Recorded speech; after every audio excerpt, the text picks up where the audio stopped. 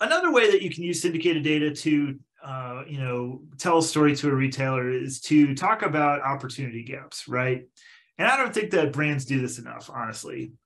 So opportunity gaps are basically you can use metrics like share or attributes or average item selling.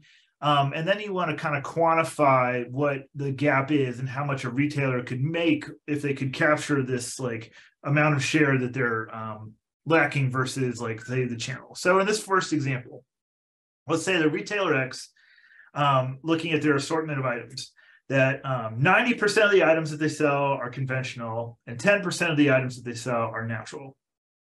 Now, if you compare that to the natural channel in which retailer X sits in, okay, so this is like an average of all the stores that are similar to retailer X. The product mix there is a little bit more balanced, whereas 65% of the items here are conventional and 35% of them are natural. Now, how you can turn this into like a good data point for a sell story would be, so you have a 25% difference there between the retailer and the channel, okay?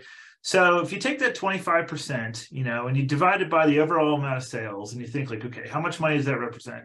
And then you think about the price increase that natural products typically have over conventional products. So there's like a little bit of a premium.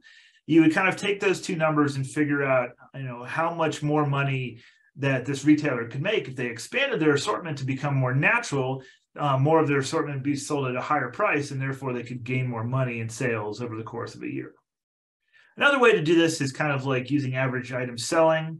So here we see that retailer X, only has a few items that are gluten-free or zero sugar or no artificial colors, whereas in the channel, there's, at the average store, there's much more items of these kind of types and whatever subcategory we're looking at here. So, using these numbers, you could kind of figure out what the average, weekly dollars per store selling per item would be. And then you could say like, well, the difference between retailer X and the total channel here and labeled gluten-free is 6, so you would kind of take your average weekly dollars per store selling per item per week and then, multiply it by 6 or some other number like that to show that if you added more items, you could potentially be, increasing your sales by this amount.